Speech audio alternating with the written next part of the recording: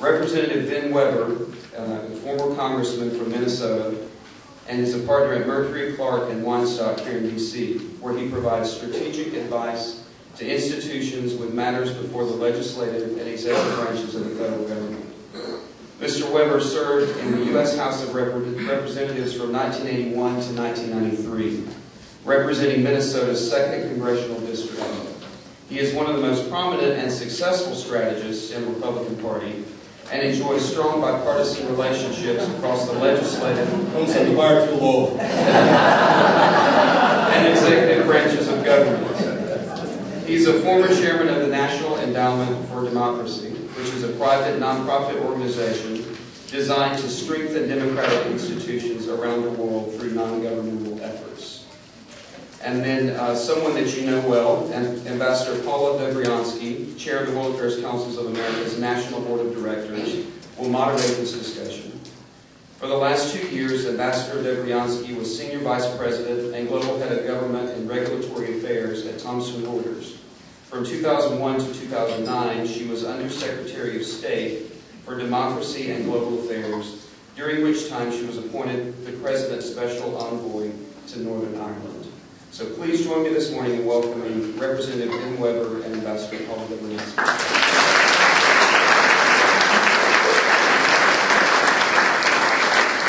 Our mics are working as they are. Great. Well, good morning, everyone, and Congressman, we're really thrilled that you're here this morning I use my title. We've only known each other about 30-some years. It's true, but I'm being a little formal, and I think also because of the nature of our topic. And also, by the way, I just want to say, in the spirit we talked about the bipartisanship, because we're going to be, the Congressman will be succeeded by Senator Warner, as you know, and then Congressman Van Hollen. We thought we'd give Congressman Ben Weber just a little bit more time to talk this morning. So 2 gets 1. We've got a lot of explaining to do. Anyhow, let me start with the question. You heard like the 6 topics that this group's very animated by national security issues across the United States, and is very dedicated to informing and educating and involving the American public. Do you think the 6 issues that the councils have chosen, are these the right issues for the President for the next 4 years? By and large, before we get into that, I got to say, first of all, what a pleasure it is to be with you. My relationship with Paula Dobriansky is very simple. She asks me to do something, and I say yes. That's the way it's always been. Well, I also want to welcome many friends from the Minnesota International Center, led by Carol Byrne, who is a long-time friend of mine. Actually, I claim to have been a student of mine, sort of, because she was in a leadership program that I run at the Humphrey Institute. So welcome to all the Minnesotans here. And the great leadership that she gives, so that this place called Minnesota, right in the exact geographic center of the North American continent, that's really one of the most international focuses of any place in the country. And we're great work in Minnesota. To your question, yeah, I think that they're the right topics. I would add 2 topics, I guess. I think that Russia and Russia's relationship to Europe and Russia's relationship to us is also an important issue. I wouldn't necessarily say more important than the other things that are on the but I think are on the program. But I think with all the focus on China, which is appropriate, all the focus on the Middle East, which is appropriate, and the economy, which is the biggest issue of all, we'll talk about that. We sometimes forget that old issues are real issues. Europe still matters a lot. Russia still matters a lot. When Governor Romney got himself in a little trouble for saying that Russia was our major geopolitical foe, he didn't say anything. He was actually saying something reasonably important. Our relationship with Russia is complicated right now, and they are not trying to make life easier for us. So I would just add that to the list. Plus, the question of defense spending and what is our military posture in this new world going to look like going forward, because we're probably, I'm not going to go over the fiscal cliff on this question, but we are on a downward path in terms of defense capabilities. We've got new challenges, different challenges. We have to think through how we're going to utilize more constrained resources. So I would add that. I just want to take both of those just a little bit further, because you raised them, and I think it's interesting, your perspective. On the first one, the issue fundamentally is that Is it not the case that Russia basically has been problematic and not a constructive international player across the globe? I mean, we have the issue of Syria, we have the issue of Iran. There are opportunities for Russia to actually just step forward and do some very concrete and positive things. Is that what is at stake here? And is it a type of a threat in a different way for the United States? It's a political threat and a diplomatic threat. I don't think any military threat that we, and certainly nobody that I know wants to recreate a Cold War mentality about it. But, you know, I've spent time in Russia. I spoke to the U.S.-Russia Business Council in Atlanta just before the election. So I spent a lot of time around a lot of Russia. And there is a dynamic going on in Russia that is contributing to a relationship between the two countries that's not healthy. A lot of resentment of the fact that they've lost their empire. A lot of resentment of the fact that the United States seems to not pay much attention to them anymore, either in a positive or a negative way. And you know, I think that, you know, President. I had a foreign minister of a European country come and see me about 2 months ago, and he said that he was in town for 3 weeks, and he wanted to have lunch with me before that. So I was the last person he saw. He literally went from our lunch to the airport. So I said, "All right, what have you found in the last 3 days of meeting with the State Department administration?" He said, "Why do you all hate Russia so much?" And I said, I had to think about that because I was used to thinking about, you know, China, the Middle East, and, you know, the issue. And I said, I don't think they hate Russia so much. I do think they do. I think Putin likes to sort of jab us. And I don't know how much of their resistance to what we're doing in Syria is rational, because there is an argument to be made that says we don't know who the opposition is, and that's what the Russians will tell you they're doing. They're just being cautious of it. And how much of it is just a desire to not help us out in a difficult situation?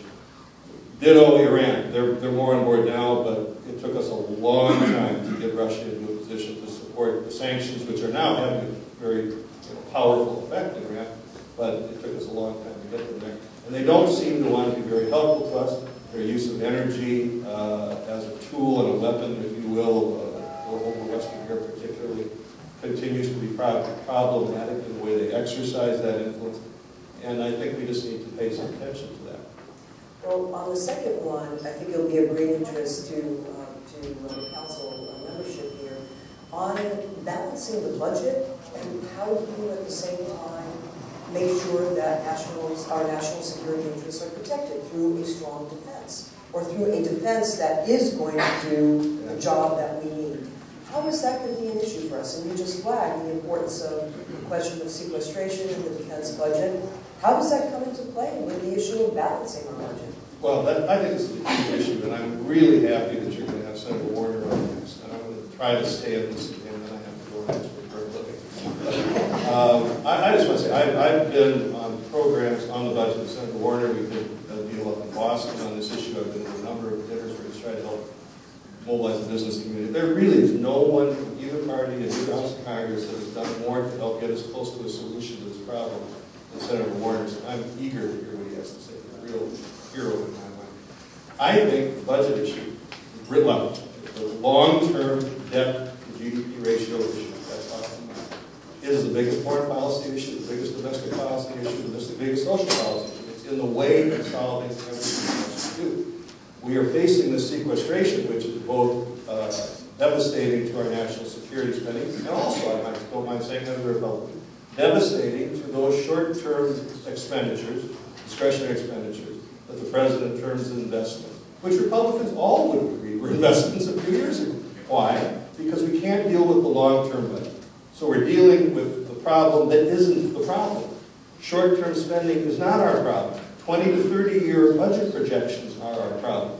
I'm hopeful, though, and I'll see what Senator Warner has said. Listen to the speaker yesterday, listen to Harry Reid, listen to the president and Governor Brown on election night, and it seems to me that there is an opportunity now for the president to do what I had hoped he would have done 2 years ago, but that's old news, to challenge the Congress to put together a budget deal within the framework of both systems.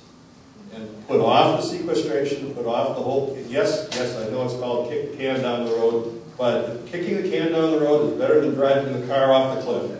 And kicking down the road, not for a year, for for 6 months or some period of time to allow the Congress to put together tax reform, entitlement reform, and other spending reforms that are necessary to deal with the long-term budget situation, which will then, if they're sensible about it, take pressure off the short-term budget situation. That's the deal that we ought to have. I think we can get it now. I think this president can get it now, but I think he's got to act now. You know, there's a moment after an election where a president, in my view, either a re-elected president or a new president, claims his mandate. I don't always build it into campaign. Campaigns are not educational experiences.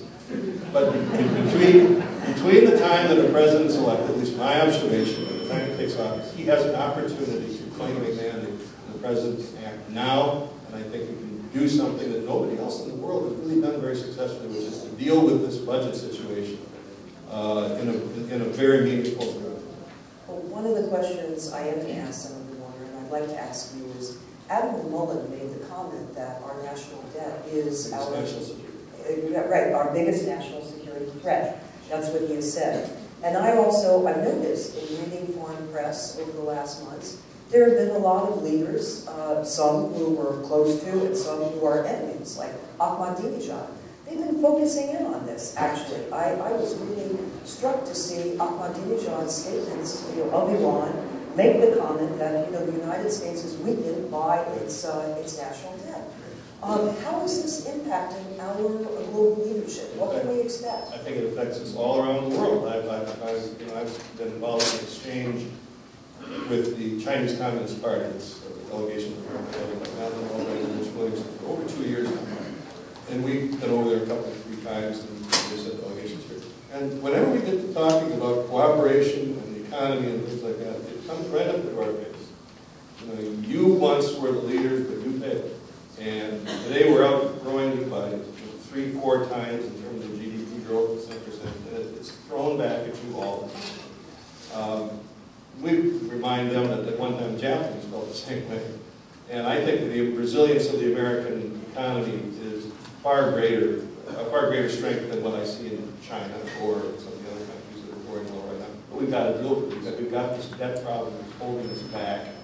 And it is inhibiting our ability to lead. It's inhibiting our allies are nervous about us. And when you talk to people in East Asia, Singaporeans, Filipinos, Koreans, they want America to lead, but they're nervous about how much we can lead. But what is our capacity to provide economic leadership, or the derivative capacity to provide military and diplomatic leadership that flows from having a strong country? They're just not sure. And until we get that back on track, we're going to be in a very challenged position in just about every field. Let me, because 3 of the topics that the council members chose were foreign policy, specific topics. Let's go to China. I want to ask you about China. During the campaign, the position that Governor Romney had taken. We also heard President Obama. We know the course that this administration is taking. Talk a bit about that, particularly the position of the executive branch and also the move of the Congress. Because actually the move of Congress has been rather, if I could say, very concerned about China. I'm saying it diplomatically, and very concerned about the ramifications of Chinese economic policies vis-a-vis the United States and the world at large. What do you see with this issue? What would you flag? Well, if you look back over the last campaign, and I know Governor Romney had a position that concerned a lot of people about China. He said it was going to live with currency manipulator on day one. My own view in talking with him about that, I believe it was very sincere, but I think he was trying to gain leverage. What he was really saying was, we got a lot of problems with China, problems on intellectual property, problems on currency, and other problems, human rights, that a huge impact. But he wants leverage to be able to get a better deal with China. That's what I think he was really saying. He didn't want to start a trade. But I looked over the campaign, I looked at polling, saw how people react. There was an unlimited field to run in if you wanted to just run anti-China. I'm glad that didn't happen. I know some people thought Governor Romney went a little too far. I thought he was quite restrained. Because there's a big market in this country for somebody that just wants to go out and bash the Chinese. And whenever I meet with Chinese and government officials, I tell them, I say, look, nobody that I know in government wants a trade war.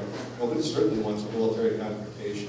But the American people are unhappy with China. in a whole range of ways. They think some of them truthful, some of them not. They're worried about economic competition from China, particularly when our economy is weak.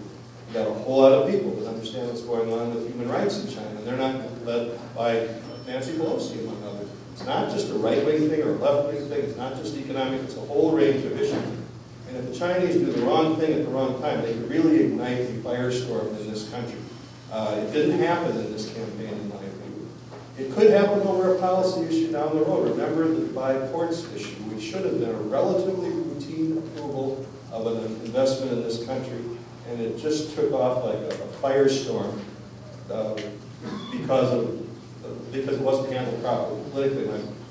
Our relationship with China needs to focus on it. The wrong thing happening inside China, or some rogue commander in the Navy does something provocative in the South China Sea, and our relationship will go very far south very quickly. And we have to be very worried about that and not let that happen. So you do see Congress focusing on this as an issue? Yeah, the administration is clear, regardless of who's part, we clearly want to manage the relationship in a positive constructive way. Congress has a different relationship with foreign policy. Congress responds to constituencies in their district, ethnic constituencies, religious constituencies. They worry about jobs lost, the factory closed, which accurately or inaccurately is portrayed as having shipped jobs to China.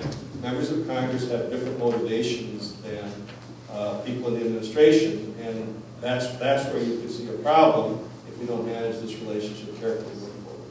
Now let me go to Afghanistan and Pakistan. On that one, we know the position, withdrawal. All the easy issues. Yes, well, I'm giving you the foreign policy, some of the foreign policy issues versus the economic issues. I know those are some that our next two speakers will be addressing. But on Afghanistan and Pakistan, say a little bit about what we can anticipate here in terms of the dynamic with the withdrawal of troops. The issue also about what the ramifications are for us in the region.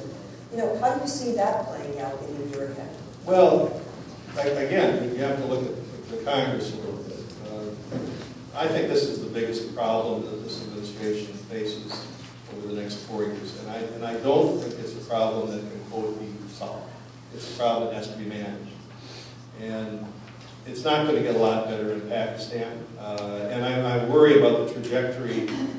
I agree with the critique of the president's policy in Afghanistan. It said, if he wanted to get out by a date certain, A, he should have put more troops in the first place, and B, he shouldn't have announced the date certain. I agree with that critique. But we are where we are, and we're on a downward path toward withdrawal. It's clearly hugely popular with the American people to be pulling out of Afghanistan and got pulled out of Iraq. In most of the Middle East, when I've been there, which was very recently, it's just viewed as part of a broader American withdrawal from the Middle East. And that's not a healthy impression to create in the minds of leaders or of publics throughout that broad region of the world that America is just getting out of the Middle East with hostages. I think that there's going to be a challenge for us to remain engaged in both Pakistan and Afghanistan in an appropriate way to prevent certainly the collapse of Pakistan with 100+ nuclear weapons in our arsenal. In the face of an American public that has no use for our involvement in that part of the world at the moment. But we've got to do it, and we have to. It's going to be true. I think more broadly true of a lot of countries, and it's a little bit the same in Egypt, which we could talk about. It's going to be hard to convince the American people we have to remain there, and they will want to just get out.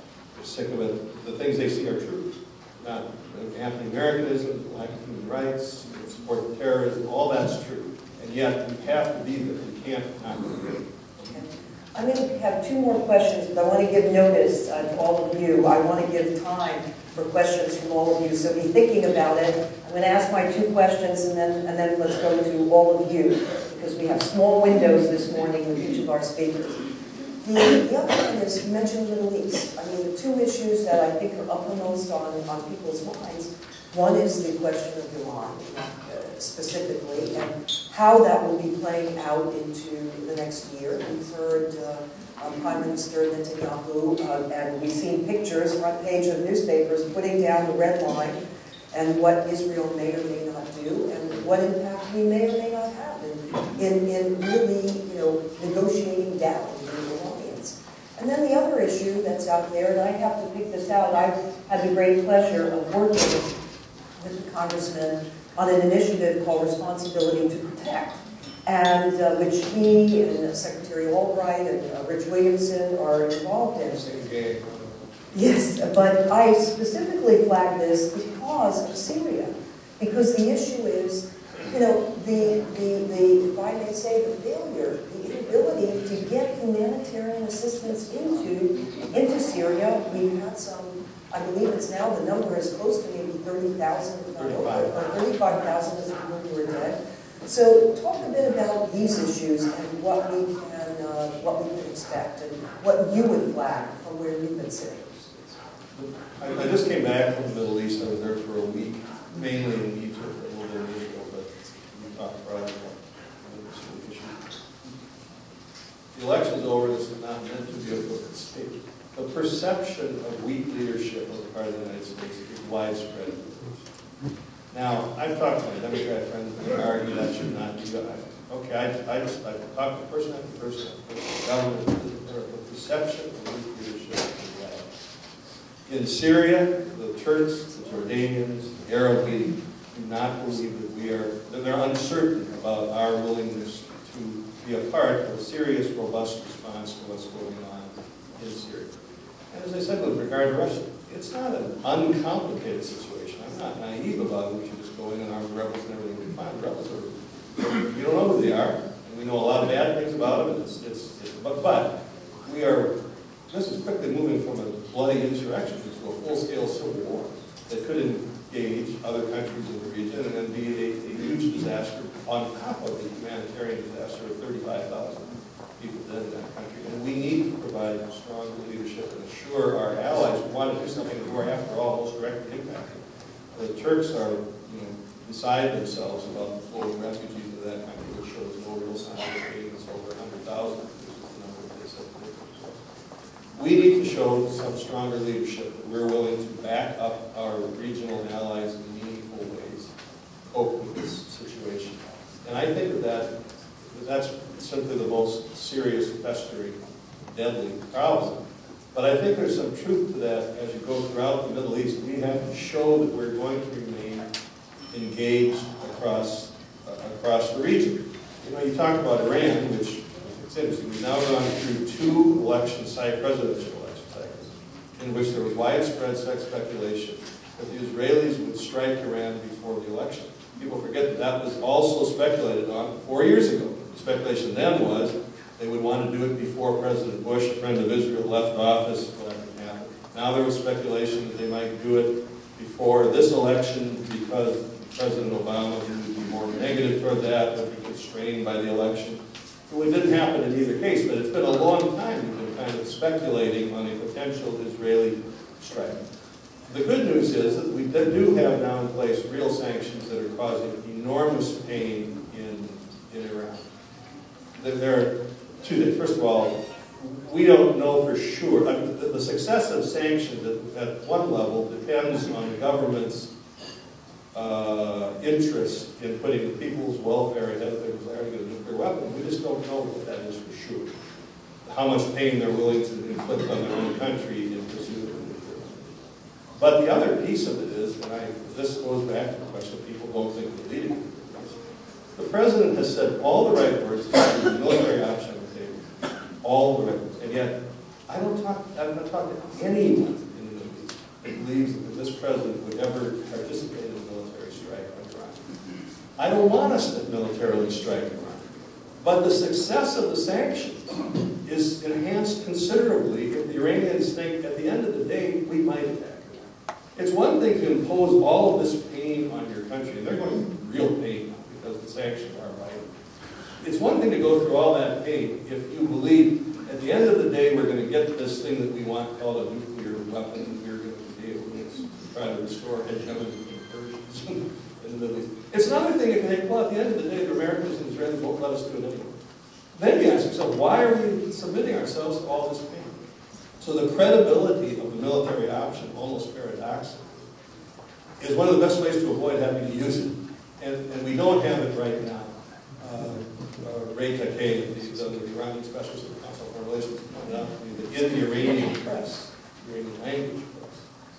Iranian government officials regularly say that they don't think a re-elected President Obama would ever tolerate military strike on Iran. Despite the fact that he says regularly, without exception, military options on the table. It's just not believed. You have to restore the credibility of that option, as I said paradoxically, in order to make sure you don't have to use it like that. So that's one of the problems that we face in Iran. And finally, I just want to, I spent most of my time in Egypt, and the last time I was over there. And that's going to be a difficult problem for us, but it's kind of representative of what's happening across the Middle East. We met with everybody. We met with the Salafists, we met with the Many Muslim Brotherhood, people in the government, military. One of the business leaders in Egypt, who was pro-American, not happy with the Muslim Brotherhood government, made a point. He said, the entire Arab world is turning green, and I don't mean environmentalists. And what he meant was that religiosity is rising, and in some cases it's more extreme, in some cases it's less. But this is the reality that America is going to have to cope with for a long time. And the good news is that I've been called pro-democracy as long as we've known each other. And I do think that most of what's happened with the Arab Spring in its wake over time is going to be seen as a positive development. But it's a rough road we're going down right now. And the first reaction, as we kind of predicted, was since the only space that a lot of these countries have allowed was in the mosque, the first reaction, once you open the societies up, has been a religious outburst, if you will. And that's what's happening. In Egypt, for instance, the Brotherhood, we talk about how they're doing there. I'm not confident that they're going to be a successful government. But that's not necessarily good news. The only real organized opposition is the Salafists. It's not, the moderates or the secularists, believe me. If this government were to get into really big trouble, the principal opposition, the most likely alternative, would be a government more to the religious right, if you will. And that's indicative of a lot of things that we face around the Middle East. Now, why is that important? Before the election, we saw Senator Rand Paul offering them to cut off aid. The Republican leadership and others were very hard. They minimized his vote. But we're going to see a lot of things in Egypt that are going to make support. When I saw that vote, I breathed a sigh of relief that it didn't pass, and I thought, boy, I'm glad I'm not running for re-election in a month or so, having to vote for aid to Egypt under these circumstances. Egypt has a president that will not say the word Israel.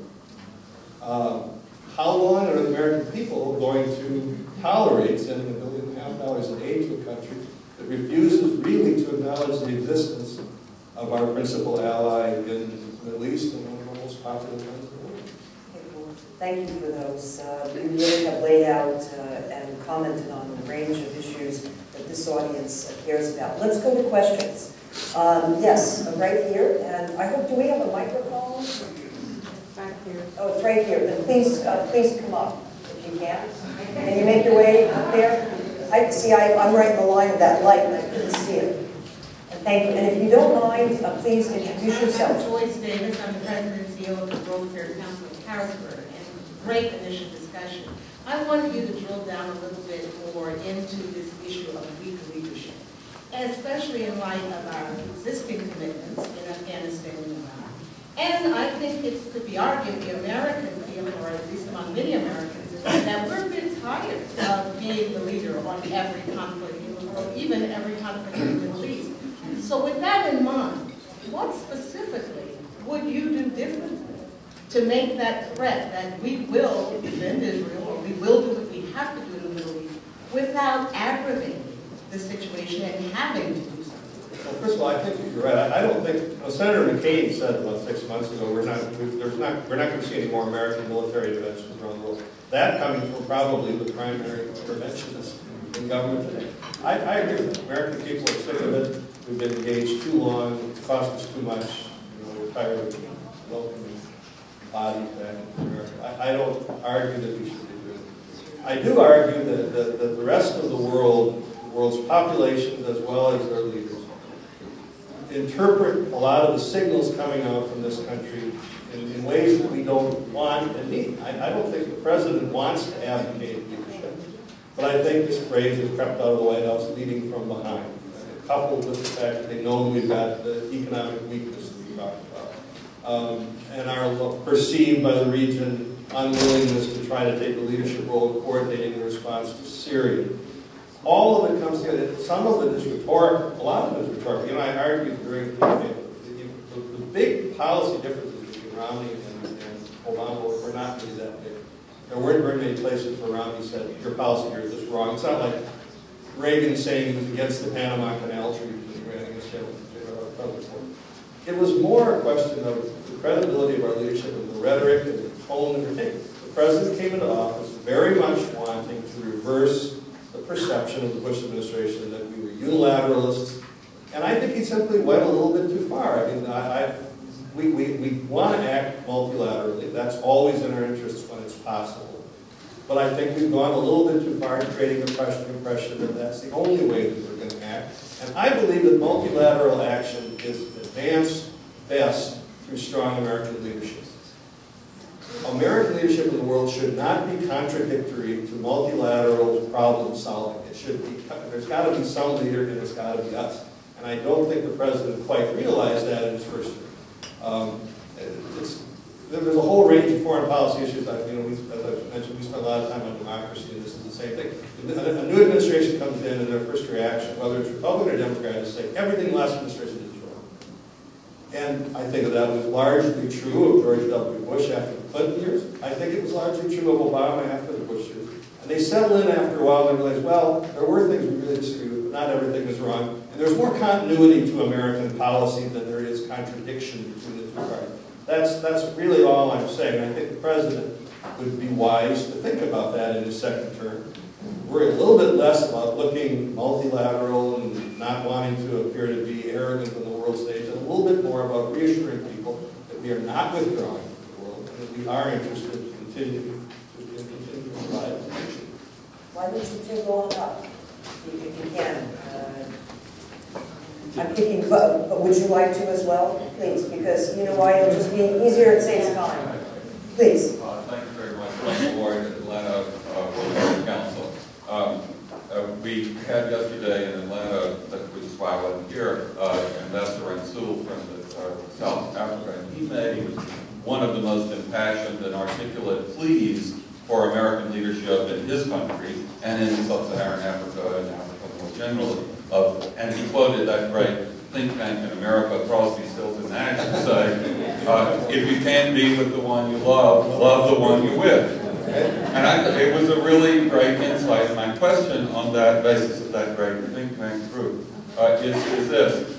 If not America, who? Or what entity or what set of entities? I know this could be a very long answer, but what is the alternative? In South Africa's case, it may be China. But if you can't be with the one you love, who would you envision? What entity is out there to fill a vacuum that you seem to indicate that we currently are creating? Let me, before you answer that, let's take the second question, and because then you're both sit down, I know it's a little, but please go ahead, if you don't mind. Sure.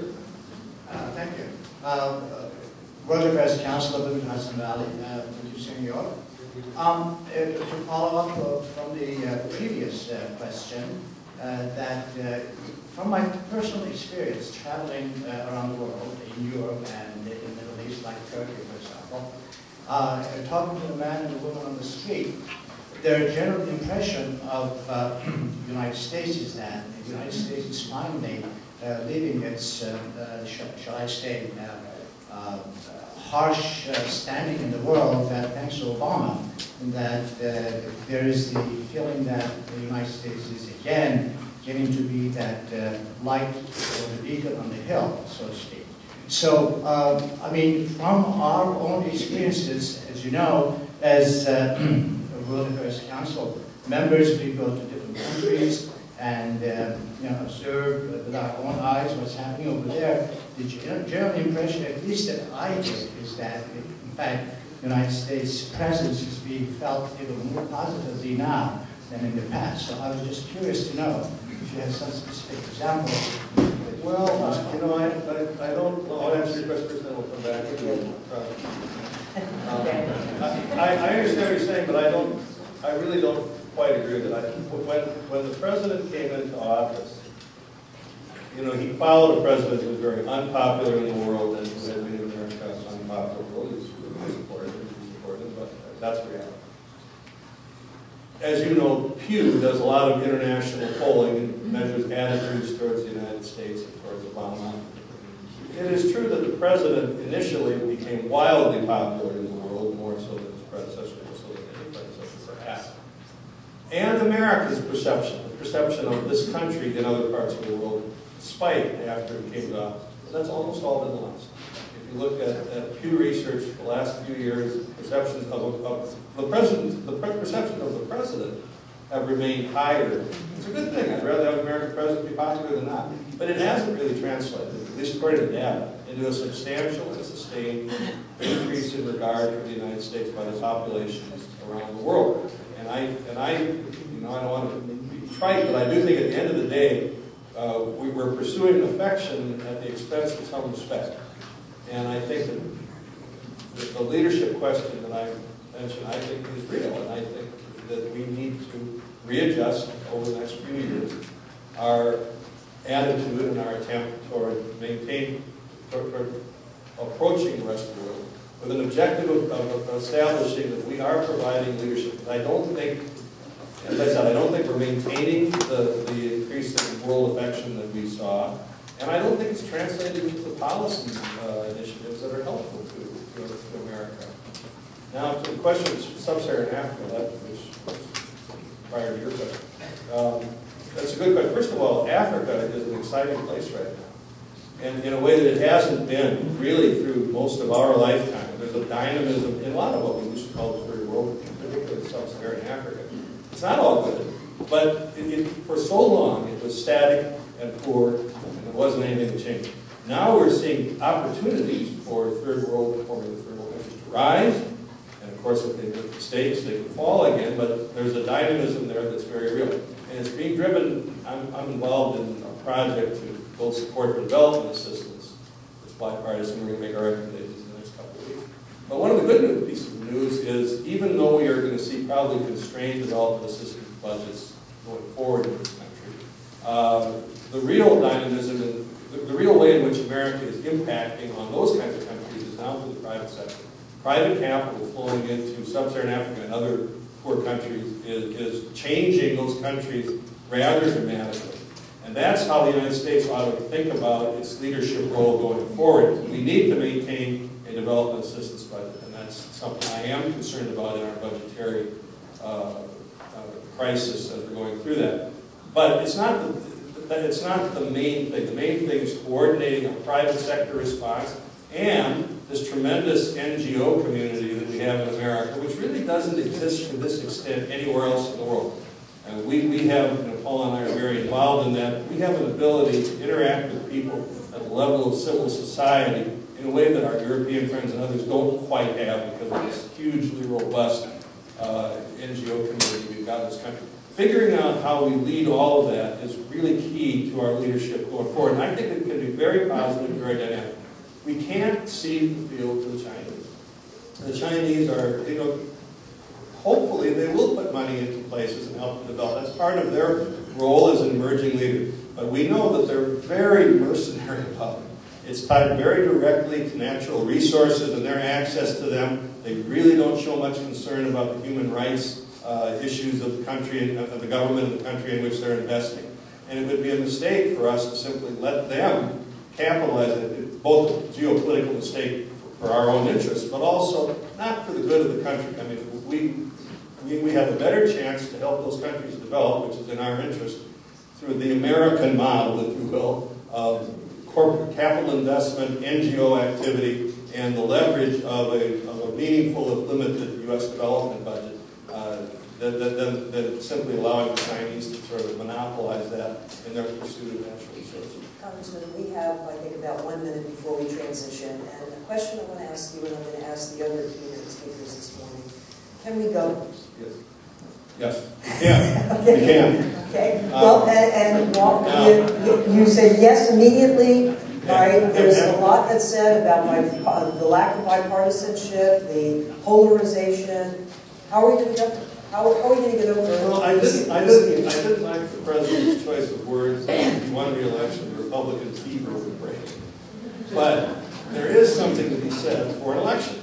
And, you know, we have had kind of a clarifying. I limit that because we couldn't change a lot.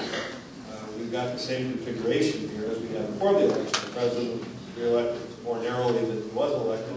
Republican House, Democratic Senate. So it hasn't changed a whole lot, but the election in and of itself does change things. I believe there's a new attitude. I think we have the opportunity to grab it right now. And I think the president, you know, I'm eager to hear Senator Warner, just as I told you before. I think the president should grab the opportunity right now, challenge Republicans on a Bowles-Simpson framework, and it is a framework. A lot of the details need to be filled in on entitlement, tax reform, and all that stuff. Challenge them right now, and I think if he has a chance of getting them to respond, I think Republicans do not want to right now be in a position of simply opposing a solution to this problem presented by a president who's been newly reelected. This moment will pass. If he waits too long, you know, the midterm elections are just around the corner. The good and the bad thing about America is there's always another election that's 2 years away. So the president needs to act now. And if he does, I think that we, and I know I'm focusing only on the budget. I think there's such a huge impediment to dealing with all sorts of other problems, and a huge impediment to the American people's confidence in their government, that it's hard for me to imagine a successful administration that does not deal with that. All right. Well, Congressman, thank you very much.